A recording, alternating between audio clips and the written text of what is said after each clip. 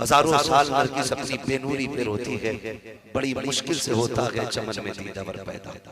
अजीजाने मिल्लत इस्लामिया, सबसे पहली बात तो ये है, कोशिश ये करनी है अल्लाह भी राजी हो जाए, रसूलुल्लाह भी राजी हो जाए।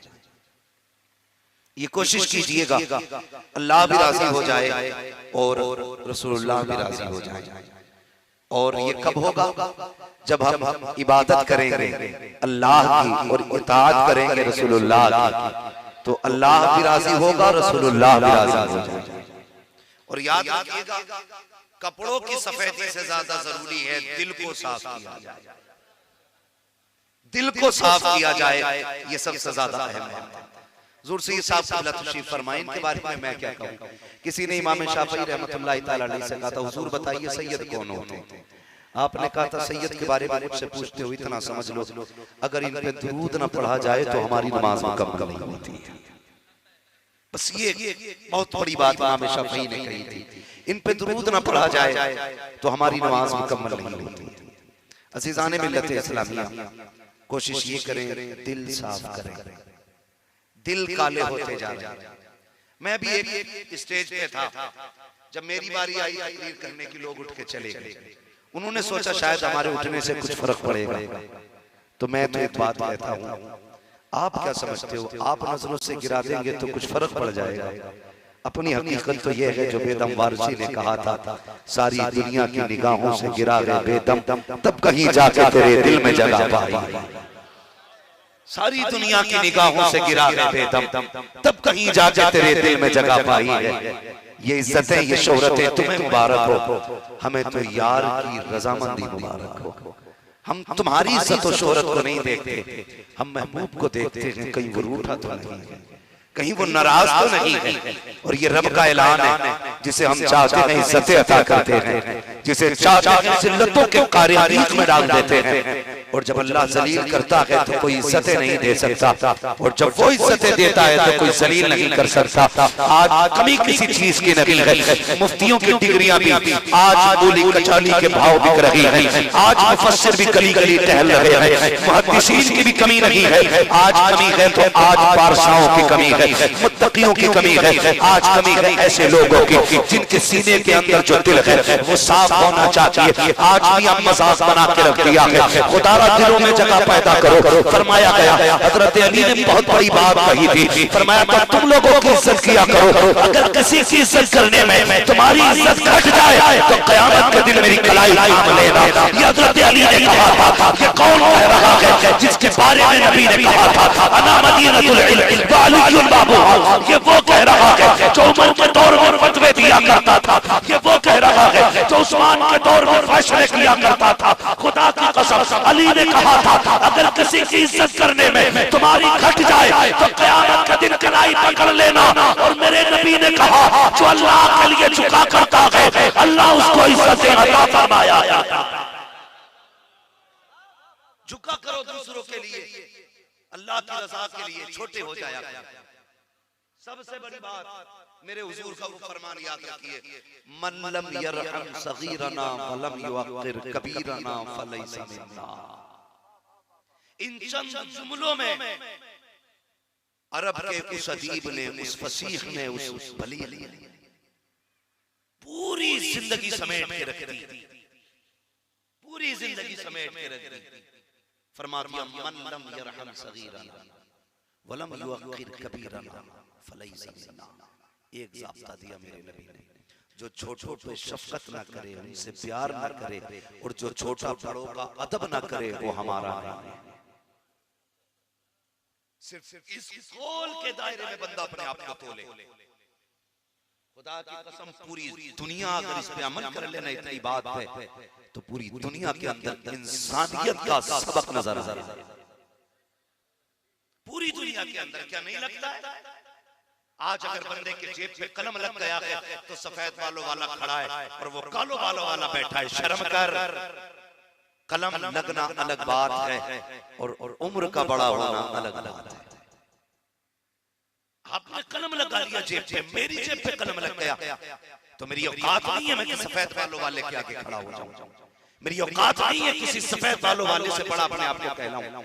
उठ जाया करो, अगर बड़े आ जाया करें जगह छोड़ दिया करो, अगर छोटों को रोता देखा करो, याद प्यार कर लिया करो। कहाँ गया इस हदीस पे अमल करने का हमारे हाल? जरा सोचो तो सही, जरा सी कोताही किसी बंदे से हो जाए, उसे जलील करने की कोशिश की जाती है। खुदा के वास्ते जलील न किया करो, किसी को छोटा करने की कोशिश न किया करो। मैं तो जानता हूँ साकिब, आज दुनिया के नजरिए इतने बिगड़ चुके हैं। आज 3 मंजिला मकान भी बन रहा है तो ये सोच के बनाया जाता है कि मेरा मकान पड़ोसी से नीचा नहीं रहना चाहिए, मेरा मकान पड़ोसी से नीचा नहीं रहना चाहिए। क्यों नहीं पढ़ते हो अबू बकर सिद्दीक की जिंदगी को? क्यों नहीं जाना तुमने फारूक आजम के किरदार को? कब पढ़ोगे उस्मान गनी की जिंदगी को? कब जानोगे मौला अली को? हमने सिर्फ नारे पर इस्लाम को मुनहसिर कर दिया है। अगर जिंदगी गुजारनी है अबू बकर को पढ़ना पड़ेगा, उमर को पढ़ना पड़ेगा, उस्मान गनी को जानना पड़ेगा, मौलाए कायनात की जिंदगी को समझना पड़ेगा। खुदा की कसम तारीख उठा करके देखो, मैं अबू बकर सिद्दीक के घर की बात करता हूँ,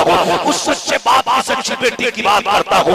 आज सर्दी का मौसम आने वाला है, देखना लोग कंबल लेकर के आएंगे और निकाल कर झोपड़ियों से वीडियो बना के कहेंगे बताओ कब से सर्दी लग रही थी, कितना टेम्परेचर है। ये पूछ करके 250 रुपये का कंबल दिया जाता है और तुझे गैरत आनी चाहिए, इतने का कंबल नहीं दिया जितना तूने सलील कर दिया है। अगर किसी के दरवाजे पे मदद करने जाना तो उसे सलील न करना, ये इस्लाम के बिल्कुल खिलाफ है। जरा पढ़ के तो देख तारीख। आओ मैं तुम्हें कहानी बताऊं, सच्चे बाप की सच्ची बेटी जिसको पूरी दुनिया उम्मुल मोमिनीन हजरत आयशा सिद्दीका कहा करती है, वो पारसा बाप की पारसा बेटी जिसकी पारसाई की गवाही में रब ने कुरान में आयतें नाज़िल की है। उस पारसा बेटी की कहानी तुम्हें बताऊं। एक दिन आयशा सिद्दीका रज़ियल्लाहु ताला अन्हा अपने ही भांजे से कहती है, ले ये नाज ले जा, फला घर के अंदर एक गरीब रहता है, ये नाज ये थैला उसके आंगन में रख के आ जाना। उसने कहा था खाला क्या कहना है? का कुछ बताना नहीं है,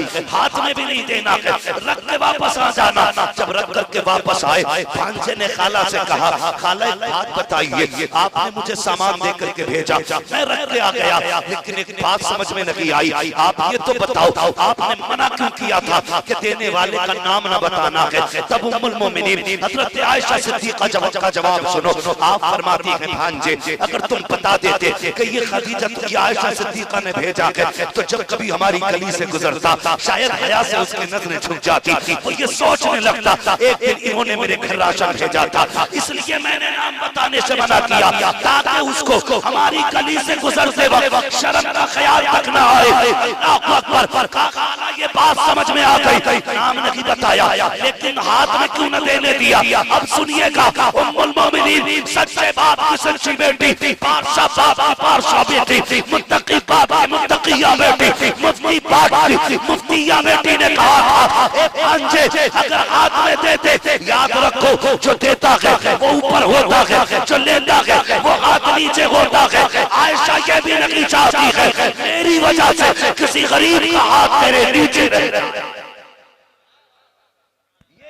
नारे तकबीर, नारे रिसालत, नारे रिसालत, नारे तकबीर। बहुत अच्छा। किसी के घर बकरीद के दिन 4 रोटी भेज के कहता अल्लाह का शुक्र है 4 घरों में गोश्त भेजा, 4 रोटी में 5 हड्डियां होती हैं और किसी को दे नहीं है तो इतना दे कि एक वक्त की हंडिया पूरी बन जाए। हाँ सरकार 4-4 रोटियां भेज दे, शर्म करो, रस्में निभाई जाती है। नहीं उसने हमारे घर भेजा था, उसने हमारे घर भेजा था। यार भेजना है तो उसके घर भेज जिस गरीब के बच्चे गोश्त के लिए बकरीद का इंतजार करते थे। अगर तुझे गोश्त भेजना है तो उसके घर भेजना जिसके घर बकरीद से पहले गोश्त की खुशबू ना आती हो। इस्लाम कितना प्यारा मजहब है। मेरे नबी ने क्या तालीम दी थी, फरमाया लोगों अगर कभी गोश्त बनाने लगो तो या तो इतना बना लेना कि पड़ोसी के घर तक पहुंचा दो, या अगर इतना ना बना सको तो ऐसे वक्त में बनाना कि जिस वक्त हमारे गोश्त की खुशबू पड़ोसी के बच्चे की नाक तक ना जा सके। अमल करते हैं। सोचे तो सही, हम तो घर में खा के दांत बाहर पुरेते ताकि लोगों को पता चले हड्डी तोड़ के आ रहा। ये दिखावे करते नहीं, खुदा रहा बंद करो ये तमाशे। कितने घर ऐसे होते हैं यार जिन्होंने जिंदगी में बकरे का गोश्त नहीं खाया, बकरे का गोश्त जिनके घर नहीं बना। लेकिन भला करे अल्लाह इन हीरो का, कि जो बकरीद पे बकरा काट के भी अमीरों के घर भेजा करते हैं, यार किसी दिन अगला शाना उठा के किसी बेवा के घर भेज दे, खुदा की कसम बोटी लुकमे बन के यतीमों के हलक से उतरेंगी। अल्लाह तेरी तकदीर के फैसले अर्श से भेज कभी उसके घर बोटी जिसके बच्चों ने कभी बकरा ना देखा, भेज कभी उसके घर गोश्त जिसके बच्चे पूछते रहते हैं अब्बा बकरे के गोश्त का जायका क्या होता है, खिला यतीम के बच्चों को बकरा, अल्लाह तुझे जन्नत के नेमतें ना खिलाए। क्या वजह है? पूरी जिंदगी नेकी करते गुजर गई, लेकिन नेकी हाथ नहीं आई। वजह सिर्फ ये है हम दिखावे ज्यादा करते थे, काम कम किया करते थे, काम कम किया करते थे। दिखावा कम कीजिए, काम ज्यादा कीजिए, दिखावा कम कीजिए, काम ज्यादा कीजिए। खुदारा बदलिए अपने आप को। आपने देखा होगा हमारे यहाँ रिवाज चलता, रिवाज शादी होती है ना, लोग लिफाफे लेके जाते हैं, लिफाफे लेके जाते हैं, उसके अंदर पैसे रखते हैं, जहां वलीमा खाया वहां डायरी में चढ़वा दिया 2000 मेरे लिए दिए जाए, 5000 मेरे लिए दिए जाए। अभी तक मेरी बात समझ में ये नहीं आई, ये तोहफा दे रहे हैं कि कर्जा दे रहे हैं, मैं अभी तक नहीं समझ पाया। ये जो न्योते के नाम पे दिया जाता है ये तोहफा है कि कर्जा है? तोहफा है तो लिखा क्यों रहे हो? अगर कर्ज के बतौर दे रहे हो तो उसने मांगा तो बोलो, नहीं मांगा ना, उसे बिना वजह में मत बना रहे हैं आप। अगर वो मर गया या लिखने से रह गया तो कयामत के दिन उसका हिसाब कौन देगा? बताए कितने 1500 इधर से उधर हो जाया करते, लेकिन कयामत में एक पैसे का हिसाब होगा। फरमाया अगर किसी का एक पैसा नाजायज ले लिया, अल्लाह एक पैसे के बदले में 500 मकबूल नमाजें ले लेगा। अब हिसाब लगाओ, अगर 1000 का लिफाफा इधर उधर हो गया तो कितनी पड़ी होंगी, कितनी इधर उधर जानी। तो 100 के लिफाफे लिखवाए जाते हैं, गले में नोटों के हार डाले जाते हैं, पीछे चढ़ा दिया जाता है। सुन अगर तेरे पास पैसा है तो 5000 का गले का हार न खरीद, 10,000 का हार न खरीद। खुदा ने तौफीक दी है, कभी 500 रुपए लिफाफे में डाल, जाकर के हॉस्पिटल के आगे कितने लोग 5-5 रुपए की गोली के लिए बैठे हैं। कोई रिश्तेदार फोन उठाने तैयार नहीं है, कोई अपना आवाज सुनने के लिए तैयार नहीं है। शायद बुखार की टेबलेट मिल जाती तो ये गरीब चैन से सो जाता, शायद अगर सांस का कैप्सूल मिल जाता ये भी आज की रात चैन से गुजार लेता। लेकिन इसके पास 50 रुपए नहीं है जो एक एनर्जी की टेबलेट ले सके, इसके पास 5 रुपए नहीं है जो ये बुखार की दवा ले सके। हमें तो शादियों के लिफाफे याद है, आखिर कहाँ गए वो रिश्तेदार, कहाँ गई वो यारियां जो तुम दावत खाने जाते थे तो लिफाफे लेके जाते थे। दावत के मौके पर खाली फोन आ जाता था, अकेले नहीं जाते थे, फैमिली लेके जाते थे। आज 5 दिन हो गए हैं, खालू का फोन आ रहा है, तूने साइलेंट करके डाल दिया है। सगत भाई हॉस्पिटल में है, तुझे गैरत नहीं आ रही है और तुझे शर्म आनी चाहिए। शादियों में लिफाफे लेके जाने वालों, क्या किया चाहो अपने हाथ में हॉस्पिटल लिफाफा लेके जाओ, किसी गरीब की जेब में 500 डाल दे, किसी बेवा के हाथ में 1000 दे दे, किसी यतीम की जेब में 500 डाल दे। खुदा की कसम खा के कहता हूँ जो दावतों में तुमने दिए हैं ये तो मुसीबत बन सकते हैं, लेकिन जो हॉस्पिटल में तुम गरीबों को लेके आओगे ये मुसीबत नहीं बनेंगे, ये कयामत के लिए तेरी जन्नत की ज़मानत बन जाएगा। बदलो अपने तरीके, देते तो हो लेकिन गलत जगह देते हो, सही जगह नहीं देते। मजार की गोलकों में पैसा आता नहीं, फूस के डाला जा रहा है। हमारे मदरसों के अंदर मुदर्रिसीन की तनख्वाहें नहीं जा रही, ये कड़वी सच्चाई है। ओ भाई हम मुसलमान हैं और जिसके सीने में ईमान आता है ईमान के साथ अल्लाह उसके सीने में दर्द अता फरमाता है। गोलक में पैसा ठूस के नहीं जा रहा। और ये कुरान पढ़ाने वाले लोग, ये 3-3 बजे उठ करके अल्लाह की इबादत करने वाले लोग, ये 10-10 रुपए की रसीद के लिए घूम रहे हैं। क्यों? ये जिम्मेदारी कौन उठाएगा? अभी मैं आपसे पूछूं फलस्तीन कितने लोग जाएंगे? सारे सर कटाने तैयार हो जाएंगे।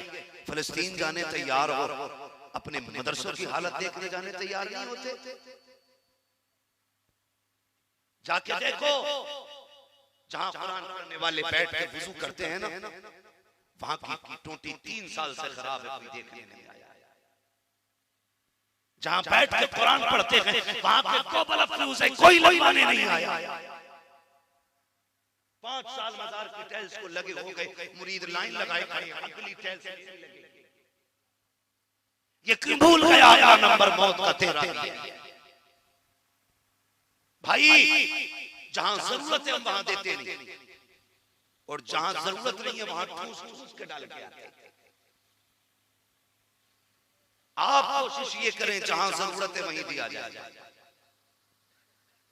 ये ख्याल कीजिएगा, सर्दी में किसी को जलील नहीं करना, किसी को जलील नहीं करना है, याद रखा करो। मेरे हुजूर जब किसी यतीम को देखते थे तो रोते थे। सहाबा कहते थे या रसूलल्लाह क्यों रोए?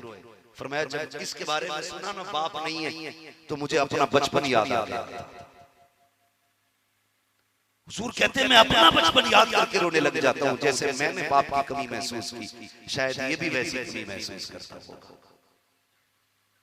समझो पैसे की कदर और इज्जत सब रखते हैं, अमीर हो या गरीब, सब इज्जत रखा करते हैं। ऐसा नहीं गरीब की इज्जत कोई नहीं होती, सारी इज्जतें अमीर की होती है। नहीं साहब, हो सकता है अमीर को सलाम इसलिए भी बंदा कर सकता है कि ये पैसे वाला है, लेकिन गरीब को सलाम इसलिए करेगा कि ये अल्लाह वाला। क्या ये सच्ची बात नहीं है? अभी जिसके ऊपर 7 मर्डर का इल्जाम हो, जिसने 10-12 कत्ल किए हों, उसे निकाल के देखो, सब कहते बड़े भाई सलाह वाले थे। और किसी तहज्जुद गुजार को उसी गली से गुजार दो, कोई मुड़ के उसका चेहरा भी नहीं देखता। आज सलाम शराफत को नहीं, बदमाशी को ज्यादा होता है। आज सलाम इंसानियत को कम, गुंडागर्दी को ज्यादा होता है। सुने, जो तुमने गुंडागर्दी के डर से सलाम किए वो खत्म हो जाने हैं, जो तुम शराफत की वजह से सलाम करोगे वो कयामत तक बाकी रहेंगे। नौजवानों, अपने दिलों के अंदर दर्द पैदा करो।